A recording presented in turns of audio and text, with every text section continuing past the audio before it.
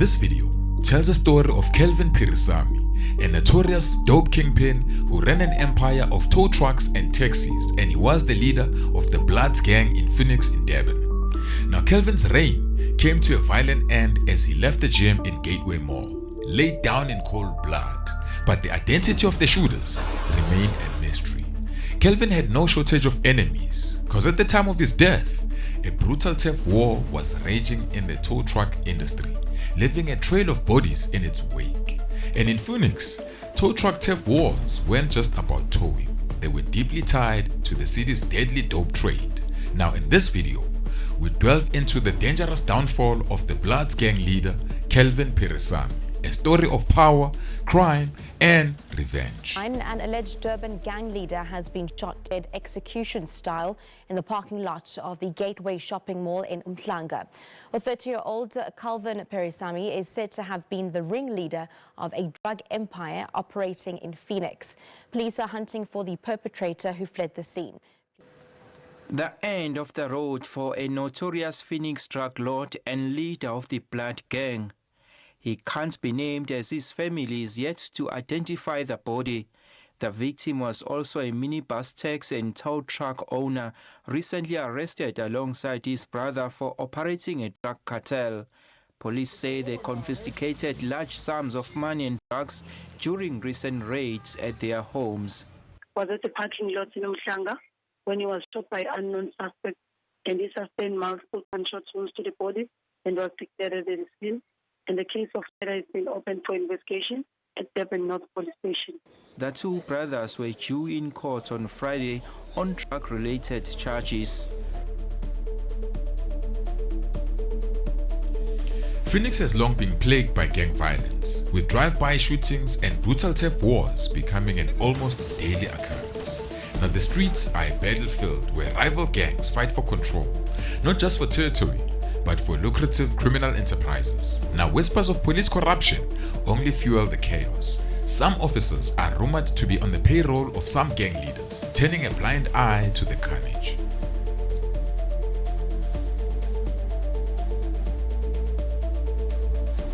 These gangs don't just deal in dope, they've infiltrated the taxi and tow truck industries, using them as fronts to launder their dirty money. Now the taxi business, with its steady flow of cash, it's a perfect cover.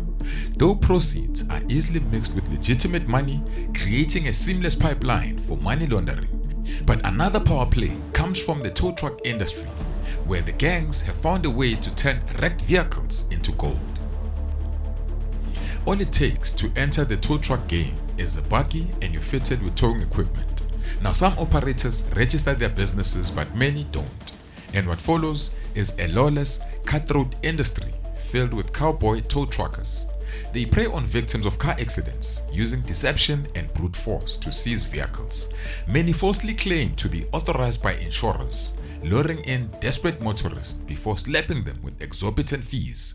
Now once a car is in their yard, is effectively being held for ransom. Owners are forced to pay up to 25,000 rands or more just to reclaim their own property, on top of the already crushing costs of repairs.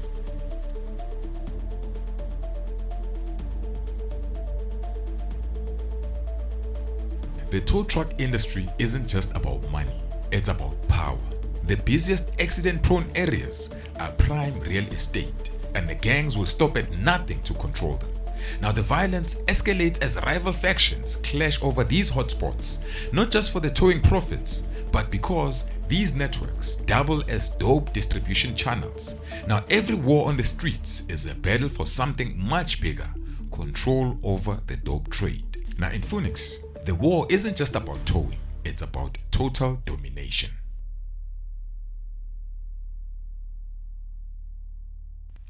Salim Niggas Gafour, a notorious tow truck boss and alleged dope kingpin from Chaparral in Phoenix, found himself at the center of a deadly war. Now the violence erupted at a chaotic accident scene on Northern Drive in Phoenix, where a shootout broke out between staff from SS Tow Lines, the company that Salim co-owned, and their rivals. Now arrests were made, but the case collapsed when both sides refused to press charges.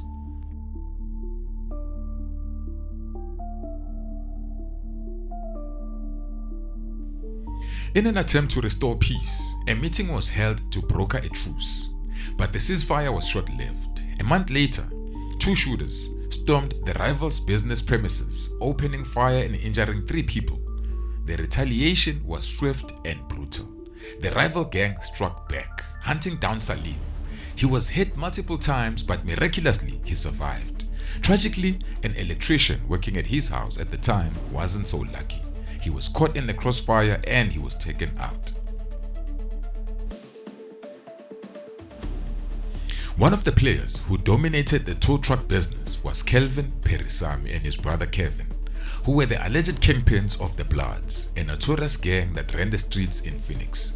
Now Calvin moved with power and influence, and often he was seen at the Gateway Vision Active Gym, always accompanied by his entourage. But in July of 2019, for reasons unknown, he left the gym alone, a fatal mistake. As he walked towards his car, an assassin struck, laying him down at close range. 4 Indian males were seen fleeing from the crime scene. 2 of them stopped outside the parking lot and fired 2 shots in the air like they were celebrating. Police later recovered bullet casings near the exit.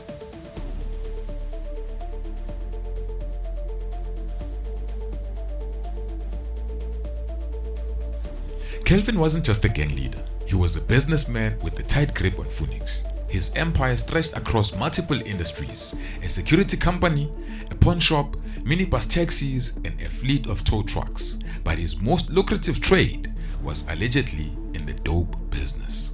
Now, in the tow truck industry, he held a monopoly, but his ambitions didn't stop there. He had set his sights on expanding into Verulam and Durban CBD, a move that meant muscling his way into new territory. And in the world of crime, expansion often comes at a deadly price. In Jan of 2018, police launched a dramatic raid on a beauty parlor and the home of Kevin and his brother Calvin. Now, during the bust, authorities seized a staggering haul. The total value of the confiscated dope was estimated at 80,000 rands, and police also seized 97,000 rands in cash, suspected to be dope proceeds, as well as 3 firearms. Now, initially, the Periasamy brothers were held at Westville Correctional Service, but security concerns forced their transfer to the maximum security prison, eBongweni Supermax in Kokstad. Now, authorities feared they were orchestrating an escape.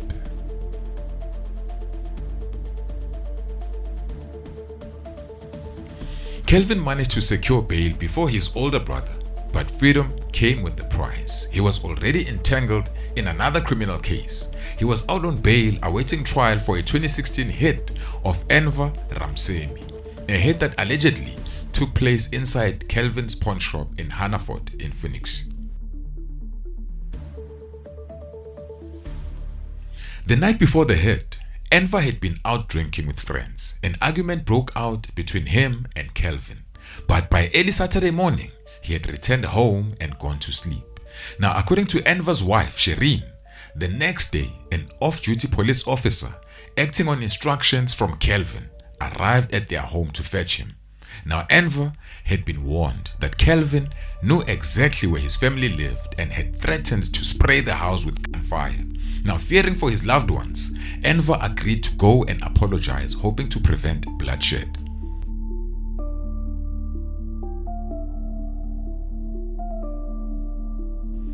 But what awaited him at the pawn shop was anything but forgiveness. Witnesses say as soon as he arrived, Calvin slapped him.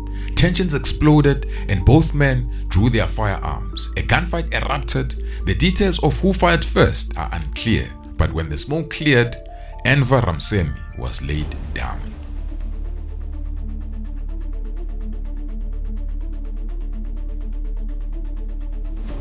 Calvin had 9 lives. Time and time again, he was linked to serious crimes, yet he always managed to walk away unscathed.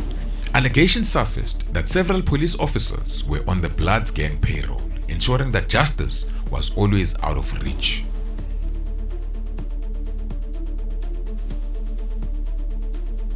A leaked report compiled by a senior police officer painted a chilling picture.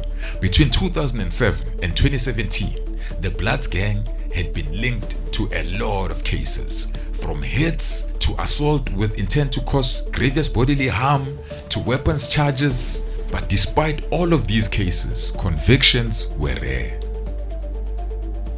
With the tow truck and dope wars going on, Calvin knew his enemies were closing in.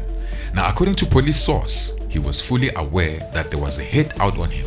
He moved accordingly, driving around in a bulletproof VW Amarok, accompanied by 4 heavily armed bodyguards. But no amount of security could stop a determined assassin.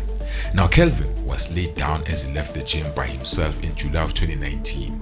His shooters had been watching, studying his every move, and they struck when he was at his most vulnerable.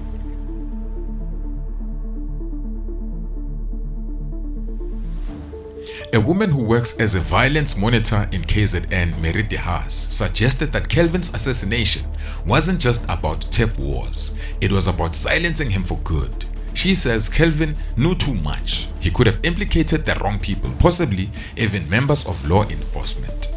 And the timing of his hit was no coincidence. Not long before his death, a large quantity of dope had mysteriously disappeared from the Phoenix police station. Whether connected or not, one thing was clear. Calvin's hit was no random act of violence. It was a message.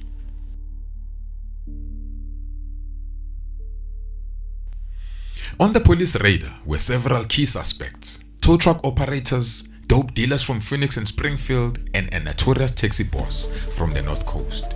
Now, investigators were convinced that Calvin's execution was payback, a brutal chapter in the never-ending war for control of Durban's dope trade and the cutthroat tow trucks industry.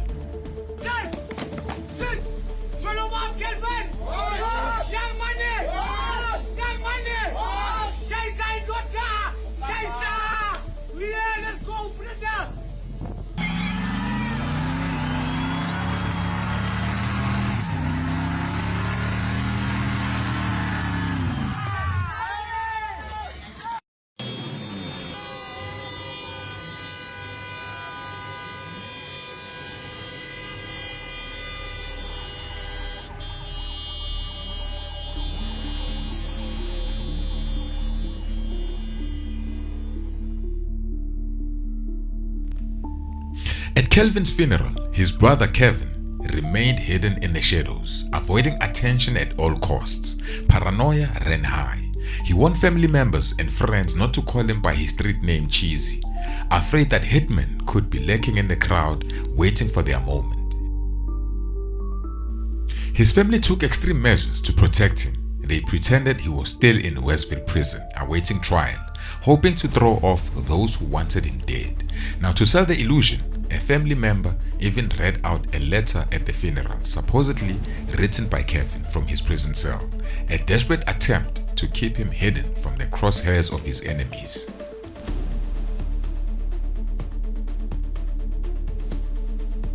Meanwhile, on the other side of Phoenix, another family was watching events unfold with different emotions. Relief. Now, Shireen Ramsamy, the widow of Enver Ramsamy, the man Calvin was accused of laying down at his pawn shop, she didn't hold back.